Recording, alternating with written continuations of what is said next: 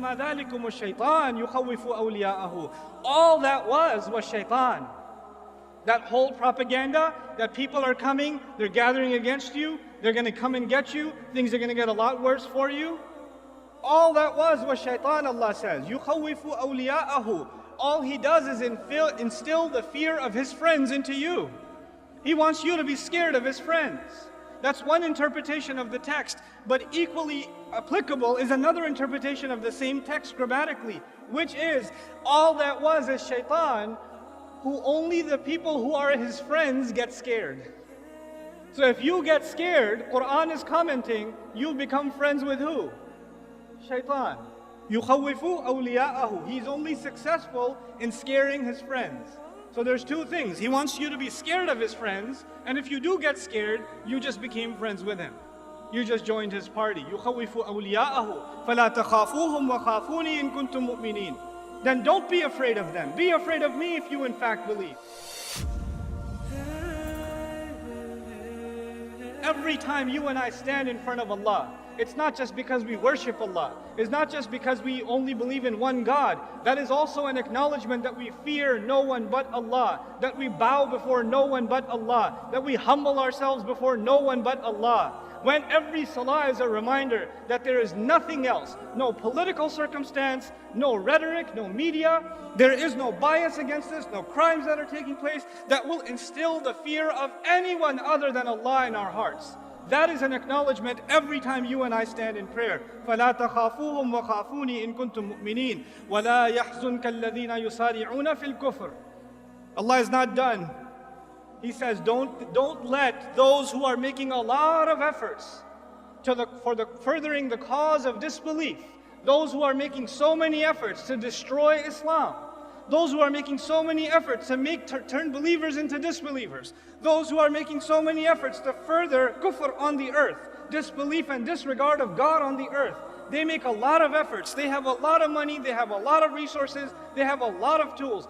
Don't let all of their efforts ever worry you. لا يحزنك الذين يسارعون في الكفر. This is a principle of the Quran. We have forgotten this principle. Ustad Nouman, have you seen what they're doing on this website? Do you know this video that they made? Do you know what they said on CNN? Do you know what they said on Fox? Why don't you just recite لا يحزنك الذين يسارعون في الكفر? Don't let their efforts and their schemes and their propaganda ever worry you. إنهم لن يضروا الله شيئا. I love this part. إنهم لن يضروا الله شيئا. They, no doubt about it, can't harm Allah at all. I'm baffled by this statement. Allah said, don't worry about their schemes and their plans and their plots and their propaganda. They can't harm who at all? They can't harm Allah at all. I'm not worried about them harming Allah. I was actually kind of worried about them harming me. So I was expecting Allah will say, don't worry about their schemes, they won't harm you. But Allah says what instead? Don't worry about their schemes, they can't harm Allah. Why is that? Because Allah is our protection. It's like Allah is our shield, and they can't do anything about this shield. So you're safe, because you're with Allah. You're with Allah. They can't harm Allah. So you have nothing to worry about. لَإِنَّهُمْ لَن يَضُرُّوا اللَّهَ شَيْئًا. Then why is Allah giving them this opportunity to scheme and plot and further their cause and make things more and more difficult for the believers? يُرِيدُ اللَّهُ أَلَّا يَجْعَلَ لَهُمْ حَظًّا فِي الْآخِرَةِ.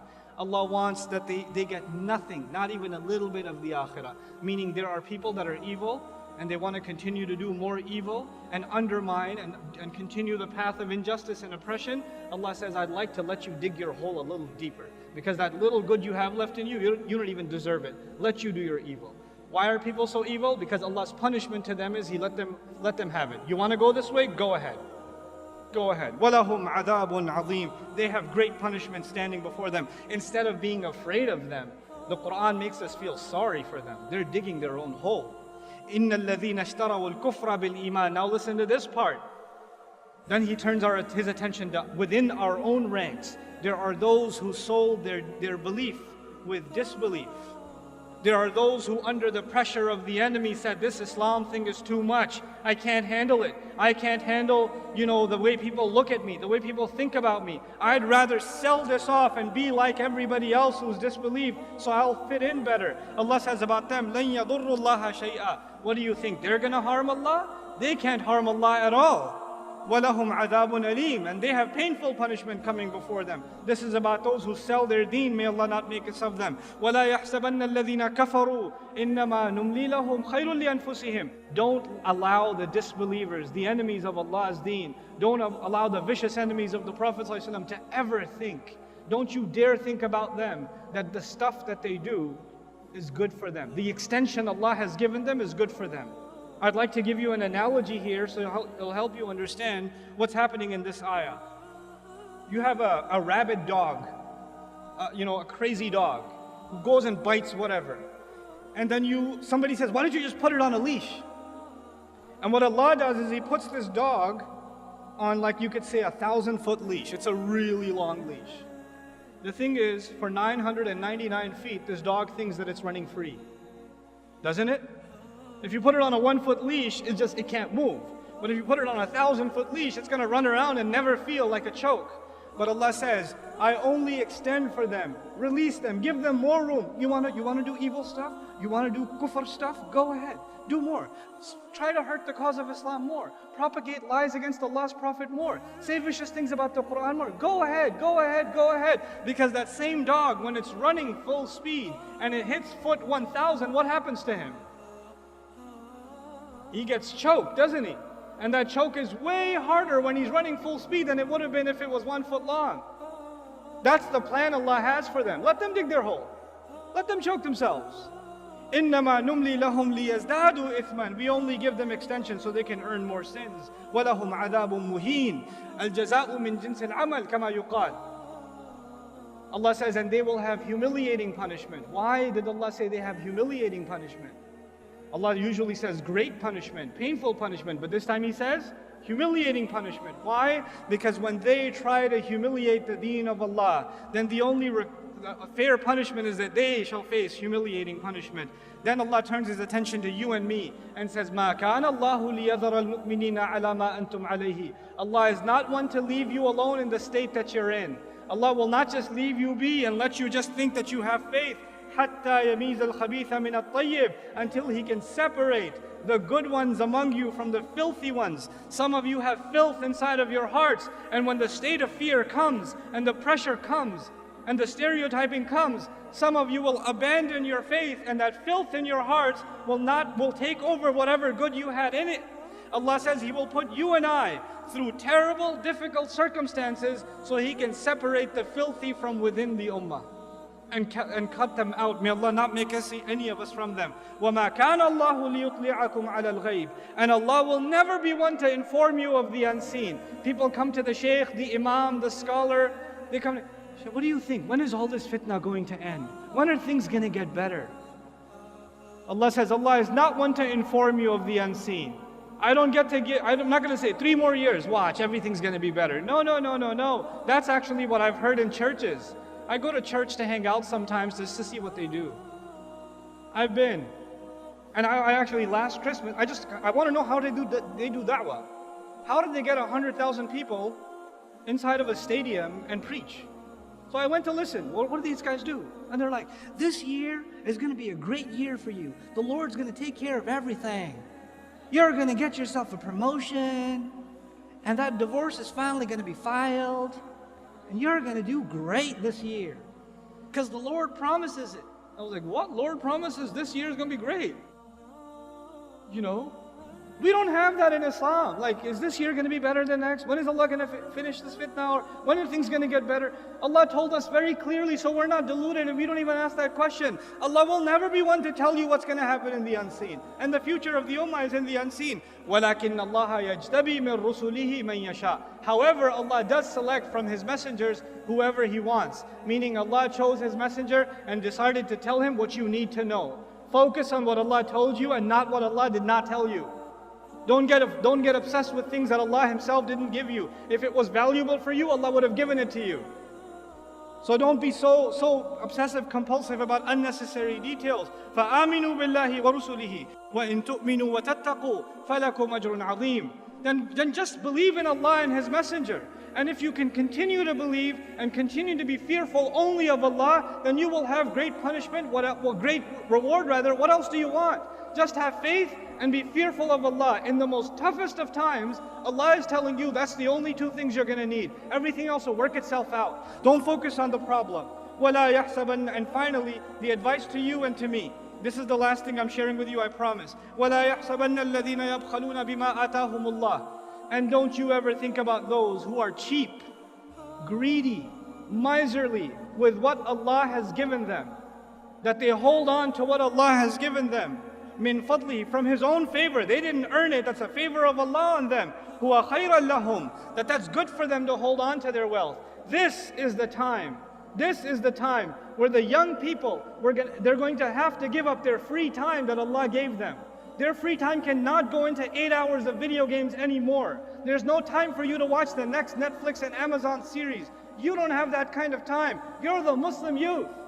Allah has given you free time. Allah has given you talent. Allah has given you creativity. That creativity cannot go into you making stupid jokes on social media. It needs to be used in much more productive ways, because these people who Allah has given wealth and luxury and opportunity and health and talent, when Allah has given all of these things and they're cheap and miserly with it, they only use it for themselves. What does Allah say about them? That they think they get to use it for themselves is good for them? بَلْ هُوَ شَرٌّ لَهُمْ. It's bad for them. فَيُطَوَّقُونَ بِمَا بَخِلُوا بِهِ يَوْمَ الْقِيَامَةِ. The very things they were cheap with, the very things they were greedy with for their own, are the very things that will be turned into a rope around their necks, choking them on the day of resurrection. That time, that ni'mah, that rizq that Allah gave you, that you didn't put to the right cause, is going to come and choke you on the day of resurrection. May Allah not make us of them. وَلِلَّهِ مِيرَاثُ السَّمَاوَاتِ وَالْأَرْضِ. Man, what a thing to say. Allah alone owns the entire inheritance of the skies and the earth. What in the world is inheritance doing here? Allah is reminding you and me, whatever you own, whatever I own, whatever I enjoy in this life, I'm not going to get to keep it. At the end of the day, I'm going to be in the ground and somebody else will be driving my car. I'm going to be in the ground and somebody else will be wearing my clothes. And by the way, they won't be driving it for that long either. They're going to be in the ground too. Somebody else will be living in that house 100 years from now. Somebody else is going to be, eating the fruit of that tree that I have in my backyard. It's not going to be mine. And at the end of it all of it will be given in inheritance back to Allah. It's Allah's. Because everybody will be gone. Understand the temporal nature of the material world. Do not become materialistic in your goals, in your aspirations. Things Allah Azza wa Jalla is offering us in a time of great fitna, the only thing to worry about is what you will earn with Allah. Put your efforts in this world. Excel. Do your very best. But then again, if that's all you want to do for this life, then that is what is exactly choking you. It's going to choke you. It's going to destroy you. Our deen is so beautiful, such a balance between what we want in the next life and what we get in this life. It merges the two of them. We're not just people of akhirah and we're not just people of dunya. We're people of Rabbana atina fid dunya hasana wa fil akhirati hasana. وَقِنَا عَذَابَ النَّارِ. And so Allah Azza wa Jalla concludes, as I conclude in this passage, وَاللَّهُ بِمَا تَعْمَلُونَ خَبِيرٌ. And Allah has full news and full account and a full perspective on everything that you're doing. And that's a comment to the ummah. I know what you're doing. I know what you're doing when you've been hit with injury. I know whether or not you are becoming people of Jannah. I sincerely remind myself and I remind all of you that this Quran is a living document. It's a living book. It will inspire, it will empower, sometimes it will scare, sometimes it will set you straight and calibrate you. It is not a drug, like in modern philosophy, religion is the opiate of the masses. So you turn to religion to feel better about yourself. Yes, the book of Allah will make you feel better about yourself, but sometimes you just need to get a slap in the face and get set out straight. And the book of Allah will give you that too. It'll give you what you need, because Allah is your Rabb. He's your master. He doesn't have to cater His message to what might make you feel better. He'll cater the message to what you need, what your heart needs. And this time Allah is basically telling the ummah, in the middle of this crisis, grow a spine, get strong, Don't be afraid of anybody else. Prove yourself to Allah, and none of the efforts you do will go unacknowledged.